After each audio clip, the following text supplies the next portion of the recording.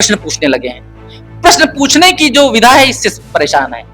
प्रश्न न पूछ पाए तो आज वो मट्ठा डालने का प्रयास कर रहे हैं उस व्यवस्था में, ताकि सिर्फ बड़े घरों के लोग ही पढ़ाई लिखाई करें। अगर मुस्लिम कुछ भी करता है तो उसको कभी रोहिंग्या बता दिया जाएगा, कभी उसको बता दिया जाएगा कि ये टुकड़े टुकड़े गैंग वाला है, कभी कभी कह दिया जाएगा ये फंडेड है, कभी उसको हमारे क्षेत्रीय नेता तो मुल्ला मुल्ला करके बुलाते हैं। अपने आप को जो लोग बाहुबली कहते थे, जो लोग अपने आप को अभेद सीट कहते थे, आज जाके सेवता की जनता से आप पूछ लीजिए, उन दोनों का अगर नाम लेकर सत्ता में बिठाने की बात कहें तो आप मुझे बता दीजिए। और जनता ने इस बार ठाना है कि सत्ता पक्ष भारतीय जनता पार्टी और क्षेत्रीय विधायक को उखाड़ फेंकना ही उनका एकमात्र लक्ष्य है। वो लगातार क्षेत्र में हमेशा बंटवारे की बात करते रहे, लोगों को प्रताड़ित करते रहे, झूठे मुकदमे लिखाते रहे, लेकिन अंत में जब उनके ऊपर समस्या आई है तो वो भी संविधान के पास ही गए। अब तक आपने सिर्फ नाम सुना था जो शिक्षा माफिया होते हैं, कोल माफिया होते हैं, लेकिन इस समय वर्तमान सरकार खाद माफिया बनी है।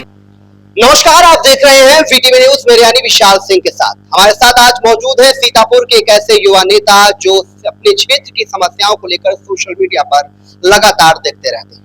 बीएसपी नेता आशीष प्रताप सिंह, आप 2022 में विधानसभा का चुनाव भी लड़ चुके हैं, ठीक है, और आपकी पार्टी 4 बार सत्ता में भी रह चुकी है। मौजूदा हालातों पर क्या कहना चाहेंगे? विशाल जी, बहुत बहुत धन्यवाद सबसे पहले आपका, आपने इस चैनल बुलाने के लिए, और आपके वीटीवी चैनल का बहुत बहुत आभार व्यक्त करता हूं मैं। जैसा कि आपने सवाल पूछा कि जो बहुजन समाज पार्टी 4 बार सत्ता में रही है, तो देखिए ये प्रकृति का नियम है, आना जाना लगा रहता है, ऊपर नीचे चला करती हैं। जब 4-4 हजार वोट पाने वाली पार्टियां आज सरकार में हो सकती हैं तो ठीक है, इस समय है। और इस बार आप जब 27 में देखेंगे तो एक पैराडाइम शिफ्ट देखेंगे कि बहुजन समाज पार्टी किस प्रकार से सारे समीकरणों और सभी जो पोल्स हैं उनको दिखाते हुए, ध्वस्त करते हुए किस तरह से जो है बहुमत में सरकार बनाएगी। आज ही की न्यूज है, आपने देखा होगा कि आज जो है मिस्टिक से पहला नाम घोषित कर दिया जा चुका है प्रत्याशी के रूप में अभिलाषा वर्मा जी का। शनै शनै समय आएगा, सारी विधानसभाओं के नाम इस तरह घोषित होते आएंगे, और इस समय जितने भी नाम घोषित किए जा रहे हैं वो जनता की पसंद से घोषित किए जा रहे हैं। सीतापुर की जो सेवता विधानसभा, वहां से आप 2022 में चुनाव लड़ चुके थे। 2022 में क्या समीकरण थे चुनाव के? देखिए 2022 के समीकरणों पे अगर बात करूं तो उस समय मैं जस्ट कोविड से उठ के आया था, तो मेरा स्वास्थ्य का भी इशू था, और उस समय की स्थितियां कुछ इस तरह पर चली हुई थी कि सत्ता पक्ष में बैठी हुई पार्टियों का एक भूचाल आया हुआ था, और एक लंबे समय से कोविड में पार्टियां काम नहीं कर पाई, और मुझे भी टिकट जब 15 दिन पहले मिला था तो मैं पूरी तरीके से पब्लिक से नहीं मिल पाया, अपने विचारों को नहीं रख पाया, और अपनी सोच को और हम किस तरीके से काम करेंगे, इस वजह से बहुत अच्छा प्रदर्शन पार्टी नहीं कर पाई। लेकिन आप ये अच्छी तरह जानते हैं कि पूरे उत्तर प्रदेश ही नहीं, पूरे भारतवर्ष में अगर कहीं गरीब, वंचित, शोषित, पिछड़े, दलित इस समुदाय का अगर कोई नेतृत्व करता है तो माननीय बहन जी ही करती है, बहुजन समाज पार्टी ही करती आई है। और ये बात नई जनरेशन को सोशल मीडिया या व्यक्तिगत रूप से समझाने के लिए एक तटस्थ नेतृत्व की जरूरत है, जिसको हमने सेवता में पिछले 5 सालों में जन्म दिया है, बनाया और खड़ा किया है। और जब नेतृत्व मिलता है किसी गरीब, वंचित, शोषित किसान के लोगों को, जब लगता है उनके साथ कोई न्याय के लिए खड़ा हुआ है, तो वो पूरा वर्ग संगठित होकर मजबूती से खड़ा हुआ। और यही वर्तमान स्थिति है। अपने आप को जो लोग बाहुबली कहते थे, जो लोग अपने आप को अभेद सीट कहते थे, आज जाके सेवता की जनता से आप पूछ लीजिए, उन दोनों का अगर नाम लेकर सत्ता में बिठाने की बात कहें तो आप मुझे बता दीजिए। सेवता की जनता पूरी तरीके से माइंड मेकअप कर चुकी है कि इस बार उसे बहुजन समाज के व्यक्ति को नेतृत्व लाना है, ताकि उनकी मौलिक समस्याओं की बात सुनी जाए, ना कि धार्मिक मुद्दों पर राजनीति की जाए। सेवता विधानसभा के कई ऐसे मुद्दे होते हैं जिनको आप सोशल मीडिया पर उठाते हुए नजर आते हैं, क्या उनके पीछे प्रक्रिया होती है? देखिए, जब आम जनता को न्याय नहीं मिलता है या लगता है कि उनके साथ अन्याय हो रहा है, उनकी भंगिमा भंग हो रही है, तो वो अपने उस व्यक्ति को ढूंढने आते हैं जहां उन पे मलहम लगे या जो उनकी समस्याओं को उठा सके। तो जनता मुझे टेलीफोन करके 11 बजे बताती है कि समस्या है। अभी हाल ही में सुना होगा कि सभी जनता ने मिल करके गेट का निर्माण कराया था, क्षेत्रीय विधायक ने उसको तोड़वाने के लिए प्रयास किया, उसके रुकवाने के लिए प्रयास किए गए। तो ये प्रयास सफल हुआ, पार्टी साथ में खड़ी थी, लोग साथ में खड़े थे, चीजों को रोका गया इस तरीके से।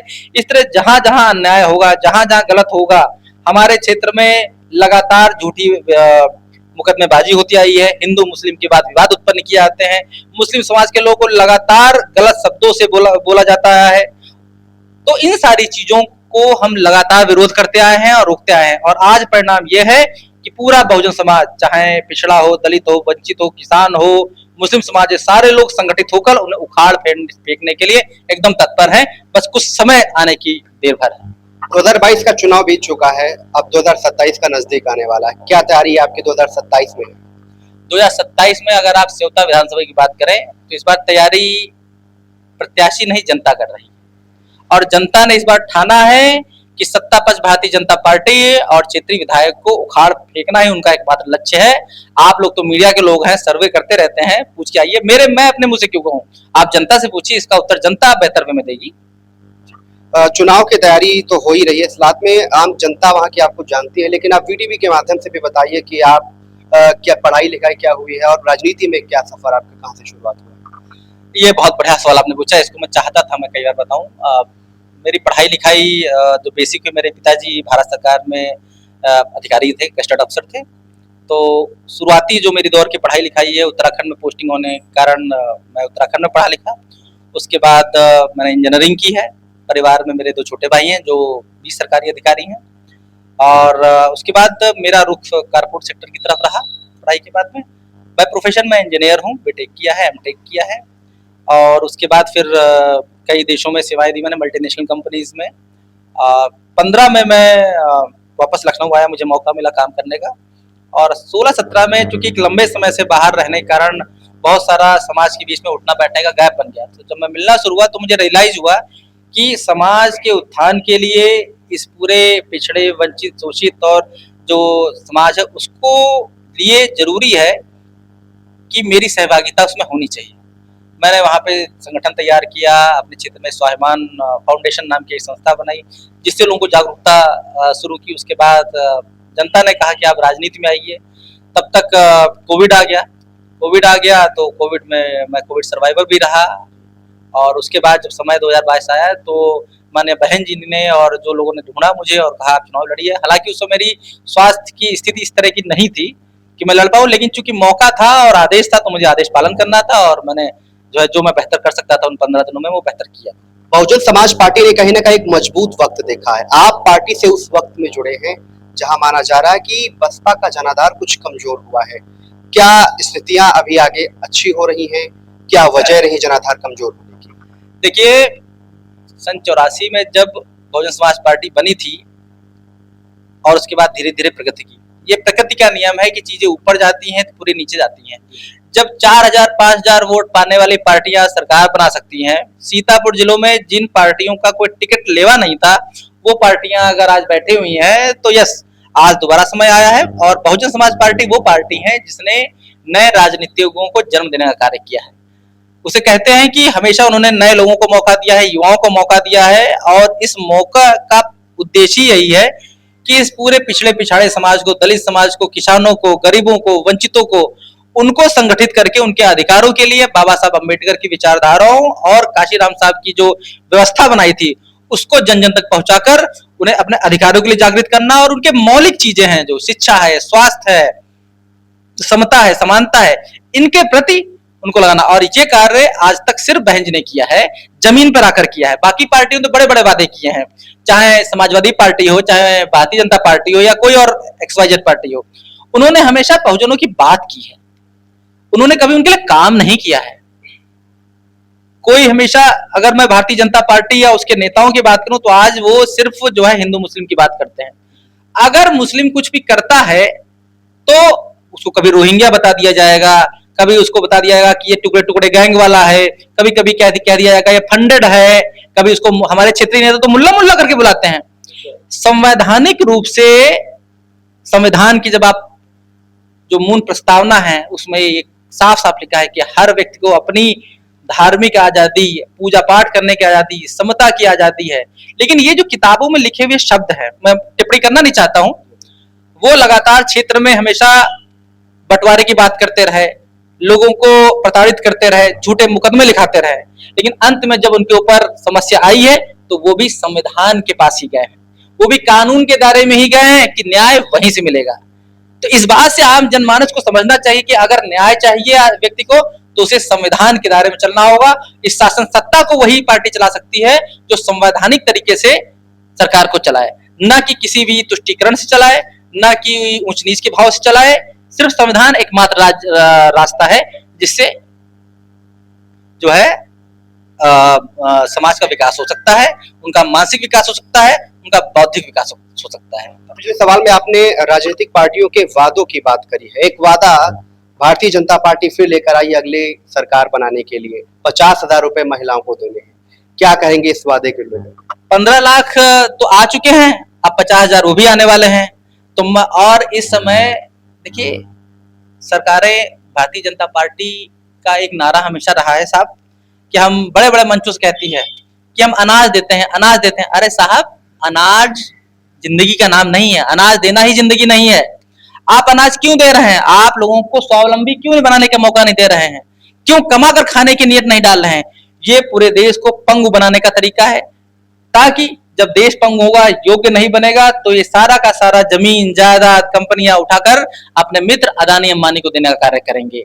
ये कार्य करने के लिए पूरे देश को पंगु बना रहे हैं। लेकिन इस समय पिछले जब से 2014 से जो है भारतीय जनता पार्टी की सरकार आई है केंद्र में, और 17 से उत्तर प्रदेश में, तब से लगातार जनता जागरूक हो रही है और जागरूक होकर ये समझ रही है कि इन पैसे से उनका जीवन नहीं चलेगा, 50,000 से उनका जीवन नहीं चलेगा। जीवन उनका शिक्षा से चलेगा, रोजगार से चलेगा, उनके बच्चों के भविष्य चलेगा। इसलिए वो जनता पैसा भी ले लेगी और इस बार वोट भी नहीं देगी। इस बात का मेरा वादा है। गांव में किसान सबसे ज्यादा रहते हैं, इतना लंबा वक्त बीत चुका है, वो मेहनत करते हैं, फसल उगाते हैं, लेकिन फिर भी उनकी लाइफ स्टाइल पुराने समय की तरह ही जीते आ रहे हैं। कहीं ना कहीं बहुत दिक्कतें उठानी पड़ती है। किसानों के लिए क्या होना चाहिए बेहतर जो उनकी लाइफ स्टाइल चेंज हो सके?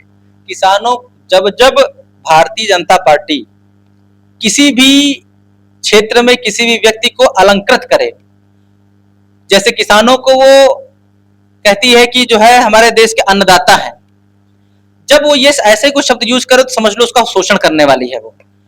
किसानों को के लिए जब सब्सिडी देने की बात आएगी, जब खाद की बात आएगी, तब वो महंगा करके बेचेंगे, क्योंकि उनको व्यवसायियों को लाभ उठाना है। अभी पिछले कुछ दिनों पहले मैंने भी मुद्दा उठाया था।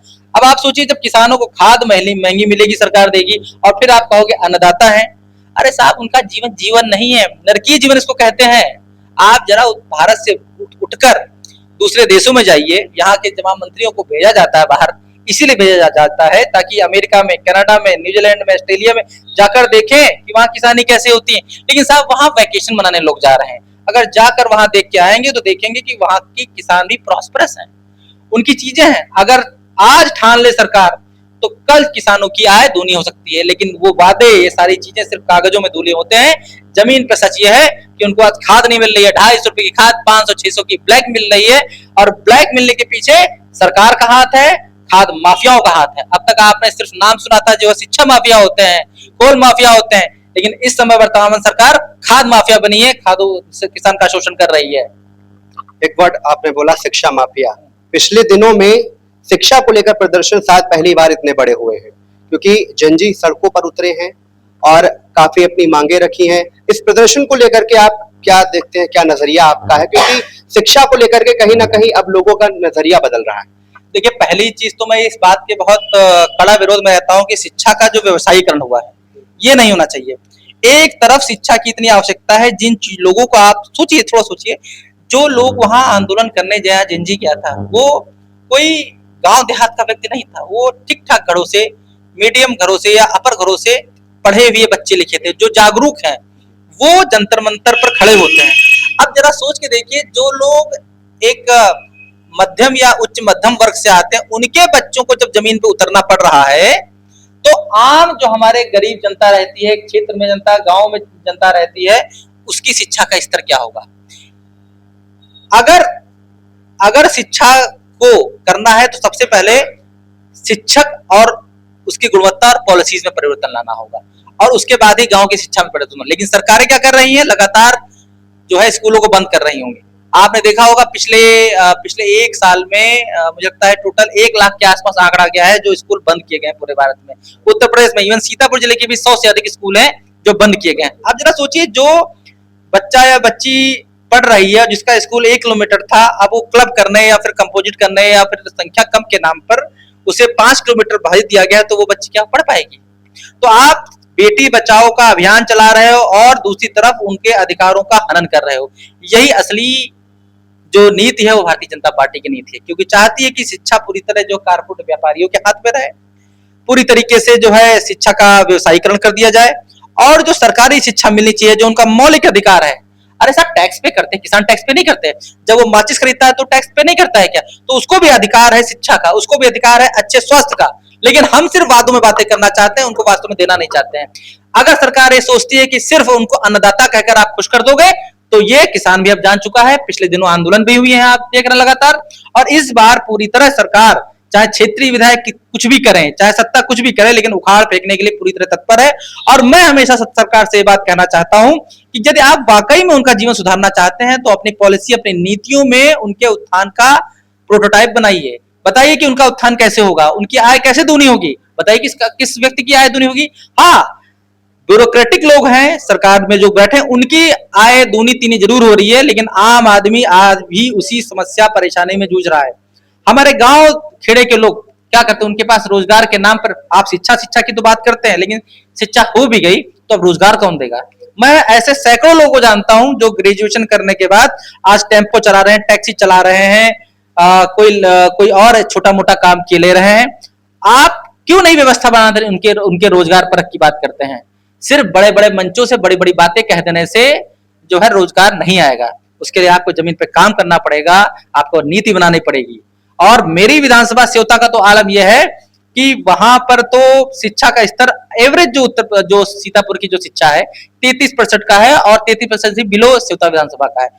वहां चाहे वर्तमान में भारतीय जनता पार्टी के लोग रहे हों या उससे पहले समाजवादी पार्टी के 20 साल नेतृत्व रहा हो, इस पिछले 30 सालों में सरकार ने न वहां महिलाओं बच्चों के लिए कोई संस्थान खोला। जहां आज की तारीख में एक इंजीनियरिंग की शिक्षा एक बहुत कॉमन शिक्षा हो चुकी है, वहां आज भी एक सरकारी ITI संस्थान नहीं खुला है। आए दिन मेरे पास टेलीफोन आता है कि प्रसव के दौरान होने वाली समस्याओं के लिए हमारी जो बहनें हैं, जो उनको समस्याएं होती हैं, तो उनको या तो सीतापुर भाग के आना पड़ता है और या फिर लखनऊ जाना पड़ता है, और कईयों की तो बीच में जान चली जाती है। ये सारी समस्याओं पे हम कब बात करेंगे? हम सब बड़ी बड़ी बातें करते हैं मंचों से, ये कर दिया, वो कर दिया, मंदिर बना दिया। अरे साहब, हमारा गरीब मर रहा है, हमारा किसान मरा जा रहा है, फांसी लगा रहा है, उस पर बात कब करोगे आप? घर का बच्चा जो पढ़ने शिक्षा का दर था वो गिरती जा रही है, उस पर आप कब बात करोगे? आप कहते हो कि हमने बड़े स्कूल बना दिया। अरे साहब, आपने सोशल मीडिया पे एक वायरल देखा होगा कि खाना की गुणवत्ता कितनी ज्यादा गिर गई है। और वहीं पे दूसरी तरफ एक दूसरा भारत है जिसमें AC भी लगा हुआ है, कॉन्वेंट के बच्चे पढ़ना जाते हैं, क्योंकि सरकार ये सोचती है कि ये जो व्यवस्था है ये सिर्फ सरकार की सोच की बात नहीं है, ये उनकी बैक ऑफ द माइंड में जो पॉलिसी, जो पीछे नागपुर से जो संस्था चलाती है, उनका उद्देश्य ये रहता है कि शिक्षा जो बढ़ गई है, जो बाबा साहब के विचारों पर चल के शिक्षा का जो प्रचार प्रसार हुआ है, तो लोग प्रश्न पूछने लगे हैं। प्रश्न पूछने की जो विधा है इससे परेशान है। प्रश्न न पूछ पाए तो आज वो मट्ठा डालने का प्रयास कर रहे हैं उस व्यवस्था में, ताकि सिर्फ बड़े घरों के लोग ही पढ़ाई लिखाई करें, वही लोग ऊपर जाए और भारत के अंदर दो भारत हुए आखिरी व्यक्ति तक है जो इस मूलभूत संसाधनों से आज तक दूर है। तो कुछ संगठन जो है आरक्षण का विरोध कर रहे हैं कि आरक्षण किसी दूसरे तरीके से पेश करना चाहिए, उसको लेकर क्या कहें? देखिए, पहली बात तो यह है कि आरक्षण कोई गरीबी हटाओ योजना नहीं है। आरक्षण का मूल उद्देश्य समता को लाना। मुझे लगता है समता का अर्थ आप समझ रहे होंगे। समता का अर्थ है कि जब जितना भी वंचित, शोषित, पिछड़ा वर्ग है, उसके संख्या में जब लोग सरकारी संपत्ति, सरकारी व्यवस्थाएं, नौकरियां, सरकारी संसाधन में समान रूप से जब भागीदारी जब हो जाएगी, उसके बाद आरक्षण की जरूरत नहीं पड़ी है। आज भी अगर वाइस चांसलर की बात करेंगे, वाइस विश्वविद्यालय में बात करेंगे, तो एक जाति विशेष का कब्जा उसके ऊपर है। सिर्फ एक जाति विशेष के लोग वाइस चांसलर बन सकते हैं और वही लोग वहां बैठकर फिर ज्ञान देते हैं कि आरक्षण हटाओ, क्योंकि प्रभावशाली लोग हैं। आज भी जुडिशरी में आप जाओगे, हाई कोर्ट, सुप्रीम कोर्ट में, तो एक दो लोग छोड़ करके 90 से 95% न्यायाधीश आपको एक जाति विशेष के लोग देखेंगे और वही लोग बैठ के कहेंगे आरक्षण हटाओ। दोस्त है जो एडमिनिस्ट्रेशन में है, मैं नाम नहीं कोट करना चाहूंगा, विभागों में वो बैठा दिए गए हैं बड़ी बड़ी ज्वाइंट डायरेक्टर की पोस्ट पे, लेकिन सत्य यह है कि उनके विभाग को फंडिंग नहीं मिलती। और जो मलाईदार पोस्टें हैं, उदाहरण के लिए आपको बताऊंगा कि अगर डीजीपी लॉ एंड ऑर्डर बनेगा तो जाति विशेष से बनेगा, और डीजीपी होमगार्ड बनेगा तो किसी को भी बना दिया जाएगा। इसे कहते हैं जातिवाद, इसे कहते हैं स्लो पॉइजन। और ऐसे लोग बैठकर आरक्षण का विरोध किया करते हैं। मेरा सिर्फ ये कहना है कि आरक्षण तब तक लागू रहना चाहिए जब तक समाज के अंदर समता का भाव ना आ जाए, जब तक डिस्ट्रीब्यूशन सरकारी व्यवस्थाओं का प्राइवेट व्यवस्थाओं में बराबर भागीदारी न पहुंचे। अब अगला सवाल आप पर ही है कि एक सोशल मीडिया पर एक अफवाह थी या सच्चाई थी पता नहीं, ऐसा आया था सुनने में कि आप समाजवादी पार्टी में शामिल हो रहे हैं। देखिए, ये मेरे पास भी आया था। आज की तारीख में मैं बहुजन समाज पार्टी में हूँ। जनता जनार्दन होती है और ये जनता का प्रेम है। कुछ चाहने वाले हमारे समाजवादी पार्टी में भी हैं, रहे होंगे जरूर, जिनकी बड़ी मेरी इच्छा रही होगी कि मैं समाजवादी पार्टी ज्वाइन करूं। कई सारे वायदे लोग कर रहे हैं, लगातार सोशल मीडिया पे ये चीजें आ रही हैं। जनता जनार्दन है और जनता की बात अंत में जो भी होगा वो जनता निर्णय लेगी। बस इस बारे में इतना कहना चाहता हूँ।